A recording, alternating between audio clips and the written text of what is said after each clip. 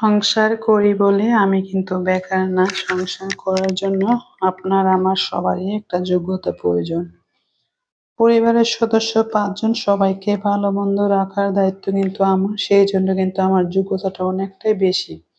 Hello everyone, আসসালামু আলাইকুম। কেমন আছেন সবাই? কি অবস্থা আপনাদের? আই হোপ সবাই অনেক ভালো আছেন এবং সুস্থ আছেন। আলহামদুলিল্লাহ পরিবারের সবাইকে নিয়ে ভালো আছি। নতুন দিনে নতুন আরেকটি ব্লগ ভিডিও নিয়ে হাজির হলাম। আমি রেশমা ঢাকা থেকে বলছি। সকালবেলা নাস্তার আয়োজনে চলে এসেছি।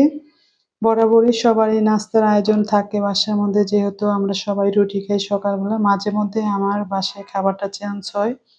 একেক দিন দেখা যায় খুদের ভাত বা খিচুড়ি করা হয়। ম্যাক্সিমাম সময়টাই আমরা রুটিটাই খেয়ে থাকি। তো আজকেও তার ব্যতিক্রম কিছু না, রুটি বানাচ্ছি। তো সকালের নাস্তার পর্ব শেষ করে দুপুরে রান্নার আয়োজন করব। খুব তাড়াহুড়া করতেছি। সকাল টাইমটা আসলে একদম ঘড়ির কাঁটা ধরে চলতে হয়। ৩ টা ছেলের স্কুল, কলেজ সবকিছু মিলিয়ে সকালটা আমার খুব দায়িত্বের সাথেই কাটে।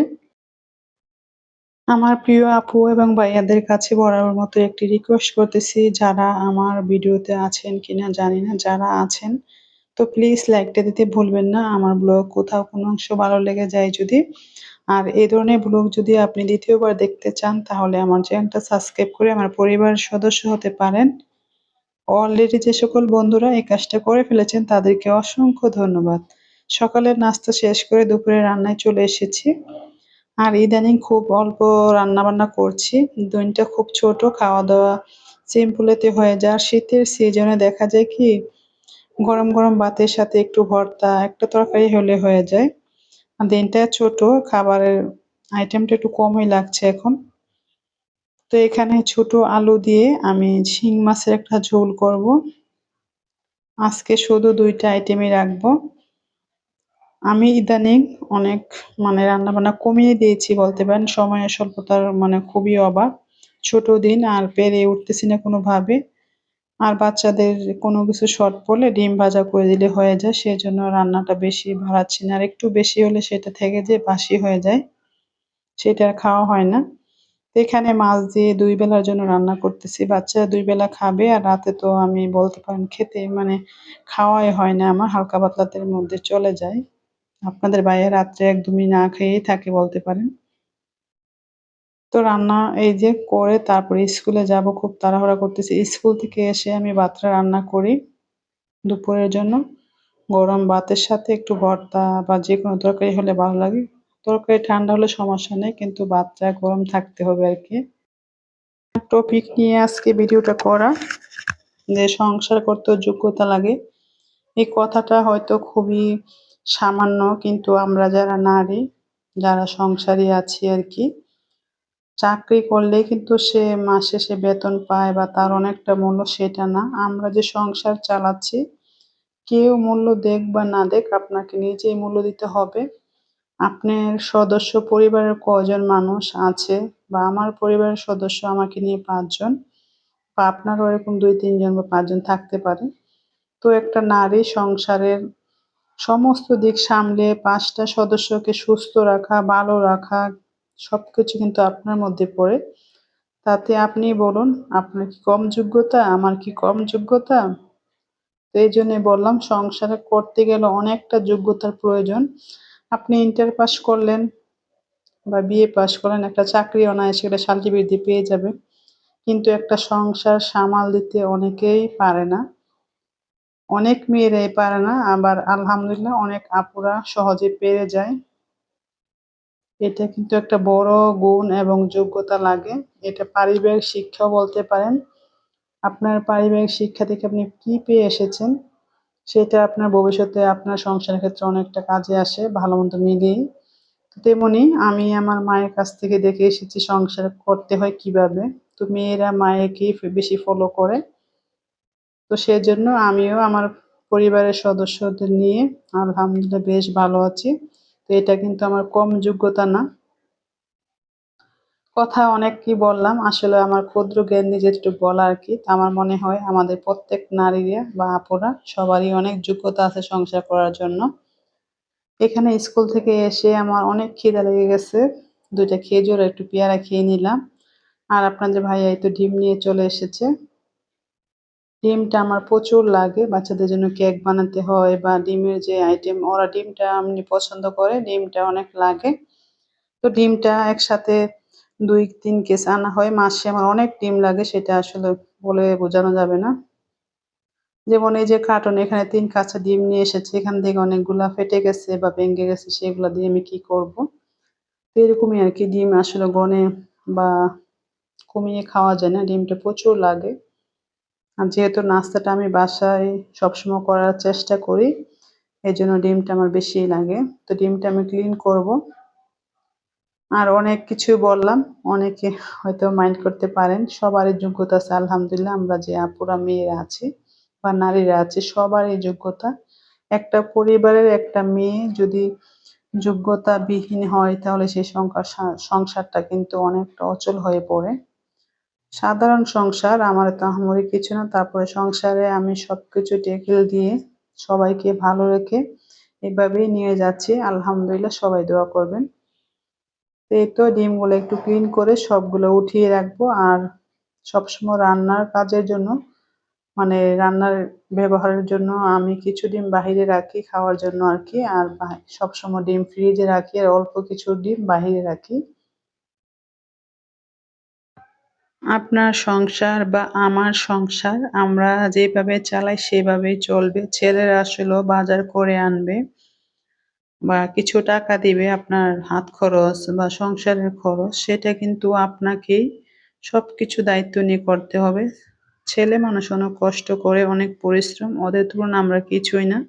তারপরে ঘরের নারী যদি সঠিক না হয়, সে সংসার কিন্তু একদম ধ্বংসের দিকে চলে যায়। তার কথা নাই বাড়াই, অনেক কিছুই বললাম। জানি না কতটুকু বলতে পেরেছি। তো এদিকে যে ডিম ভাঙাগুলা ছিল সেটা দিয়ে কেক তৈরি করব। তো এখানে ৪ টা ভাঙা ডিম দিয়ে পাউন্ড কেক তৈরি করবো আরকি। বাচ্চাদের টিফিন দেওয়া যাবে, ওদের বিকেলে নাস্তাটাও হবে। তো চায়ের কাপে ২ কাপ চিনি দিয়ে দিচ্ছি। আপনারা চাইলে আরেকটু বাড়িয়ে দিতে পারেন। মিষ্টিটা একটু কমই রাখি, যেহেতু আপনাদের ভাইয়ার ডায়াবেটিস আছে, সেও একটু খেতে চায় কেক। সেজন্য অল্প চিনি দেই। চিনির পরিমাণটা একটু কম হয়েছে। আপনারা চাইলে ২.৫ কাপ বা ৩ কাপ দিলে একদম বেশি কড়া মিষ্টিটা হবে। তো চিনিটা আমি ব্লেন্ড করব যতক্ষণ পর্যন্ত চিনিটা না গলে আসবে। গলার পর্যন্ত আরকি ব্লেন্ডটা বিট করব আরকি, সরি। তো বিট করা হয়ে গেছে। এখন ভ্যানিলা এসেন্স আর তেলটা আমি দিয়ে দিচ্ছি। দিয়ে আবারও ৮-১০ সেকেন্ডের মতো বিট করে নিব। তেলের পরিমাণটা আপনারা পাউন্ড কেকের ক্ষেত্রে একদম একই চিনি আর তেল দিতে হয়। আমি একটু কম কমই দিই, যেহেতু বাসায় আমরা খাবো, আমি তো আর বিক্রি করব না। বাচ্চারা খাবে, তাহলে তেলটা একটু কমই দিই। সেজন্য স্বাস্থ্যের জন্য ভালো। তেলের পরিমাণটা একটু কম দেই। তো কেকটা কিন্তু অনেকটা সুন্দর হয়। তো বিট করা হয়ে গেছে। এক, এক করে আমি সবগুলা মিশিয়ে নিব। তো আমি আগের থেকে চেলে রাখি না। আমি এভাবে করতে সহজ মনে করি। আর কেকটা আমি সবসময় আটা দিয়ে তৈরি করি। রেগুলার যে আটাটা ইউজ করি আমরা, সেটা দিয়েই।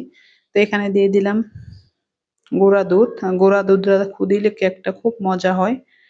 বেকিং পাউডার দিয়ে দিলাম ১ চা চামচ আর গুঁড়ার দুধ দিয়ে দিলাম ১ টেবিল চামচ। আপনি চাইলে একটু বাড়িয়ে দিতে পারেন। আর সামান্য পরিমাণ লবণ দিয়ে এই তো অল্প, অল্প করে ৩ বার আমি ডোটা মেশাবো। আর সাথে আমি একটু লিকুইড দুধ ব্যবহার করি। যেহেতু দুধটা থাকে আমার ঘরে সবসময়, বাচ্চাদের জন্য জাল করা হয়। আপনি চাইলে না দিলেও পারেন। তাহলে যদি দেন আরকি, অনেকটা মজা হয়। গুঁড়া দুধ আর লিকুইড দুধটা দিলে কেকটা খুব মজা হয়। তো এভাবে করে আলতো হাতে মিশিয়ে নিচ্ছি। আলতো হাতে বলতে ভুল হবে। আমি যেহেতু পাউন্ড কেক বানাচ্ছি, একটু তাড়াতাড়ি মিশাচ্ছি। এতে কোনো ভয় নেই। আপনি যেভাবে মিশান না কেন, কেক একদম পারফেক্ট হবে। প্রায় সময় আমার এই কেকটা বানানো হয়। আমার বাচ্চারা অনেকটা পছন্দ করে আর আপনাদের ভাইয়াও। আর ওদের যেহেতু টিফিন দেই স্কুলে, দিতে হয় টিফিনের জন্য। তো এই কেকটাই আমি সহজভাবে তৈরি করে দেই। তো অল্প পরিমাণ লিকুইড দিয়ে আমি তো মিশিয়ে নিচ্ছি। তো আমার ডোটা এরকম হয়েছে।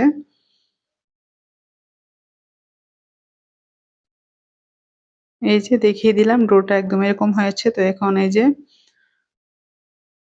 মোল্ডে ঢেলে দিচ্ছি।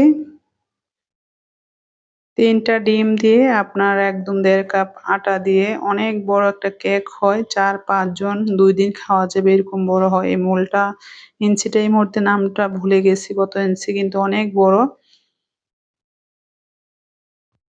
ওভেনটা আগে থেকে প্রিহিট করে রেখেছি। এখানে একটা ভুল হয়েছে, আমি দেওয়ার কথা ছিল 40 মিনিট, আমি দিয়েছি 50 মিনিট, ভুলে হয়ে যায় আর কি এরকম মাঝে মধ্যে। তো দিয়ে আমি ছাদে চলে গিয়েছিলাম, এসে দেখি আমার কেকটা একদম কালারটা নষ্ট হয়ে গেছে আর কি, একটু পুড়ে গেছে আর অনেকটা ড্রাই হয়ে গেছে, কিন্তু তারপরে কেকটা কিন্তু মাশাআল্লাহ অনেকটা সুন্দর এবং মজা হয়েছিল। তো আমি গরম গরমে কেটে দেখাচ্ছি আপনাদের, অনেক সফট হয়েছে। তো এভাবে কেটে বক্সে করে রেখে দিবেন, 3-4 দিন বাহিরে রেখে খাওয়া যায়। আমি যেহেতু ওদেরকে টিফিনে দিব, ওরা বাসায়ও খাবে। তো অনেক বড় হয়েছে আর স্পঞ্জি হয়েছে, একটু কালারটা ড্রাই হয়েছে, সমস্যা নেই। আমার ছেলেরা এটাই পছন্দ করেছে, বলতেছে আম্মু ড্রাই কেক হয়েছে। তো বাচ্চারা যেটা বুঝে আর কি। 2 পাশ থেকে অনেকটা ড্রাই হয়েছে, কিন্তু মাশাআল্লাহ খেতে অনেকটা মজার ছিল। তো নিজের জিনিস নিজের হাতের তৈরি যেমনই হোক না কেন অনেক স্বাস্থ্যসম্মত কিন্তু হয় জিনিসটা। এখানেই তো স্লাইস করে কেটে নিচ্ছি। তো এভাবে অনেকদিন খাওয়ানো যাবে আর কি। আমার বাচ্চারা এমনি পছন্দ করে, ওরা 2 দিন খেতে পারবে। ওদেরকে টিফিনে দিব আর বাসায় খেয়ে ফেলবে। রাতে 1 পিস করে সবাই খেয়েছে, বলতেছে আম্মু অনেকটা মজা হয়েছে কেকটা। তো কেটে স্লাইস করে আমি বক্সে করে রেখে দিব। ছোট ছেলের টিফিনে দিব, মেজো ছেলের টিফিনে দিব আর বাকিগুলো ওরা এমনি খেয়ে ফেলবে। তো দেখেন অনেকগুলা কিন্তু হয়েছে, ৩ টা ডিম দিয়ে আর ১.৫ কাপ আটা দিয়ে অনেক বিশাল বড় একটা কেক। চাইলে আপনি পাতলা করে কাটতে পারবেন। আমি একটু মোটা সাইজ করে কেটে নিয়েছি। তো এই তো কাছ থেকে দেখিয়ে দিচ্ছি। কেকটা কিন্তু অনেকটা সুন্দর আর সফট হয়েছে। একটু কালার হয়েছে, তাতে সমস্যা নেই। অনেক সফট হয়েছিল। তো বিকেল বেলা আজকে আর কোনো নাস্তা পানির আয়োজন করব না। দুধ জাল করে নিয়েছি। আর এদিকে আপনার ভাইয়া বাহিরে গিয়েছিল বসুন্ধরার সামনে আর কি। এসে ওখানে গরম গরম জিলাপি বাজছে। তো উনি নিয়ে এসেছে আমিত্তি বলে। আমিত্তিগুলা নিয়ে এসেছে আর মুড়ি মাখা করেছি। সেটা আমরা সবাই বিকেলে নাস্তা করব। মুড়ি মাখা, জিলাপি, আমিত্তি আর কি জিলাপি বলি, আর সাথে কেক থাকবে যারা খাবে।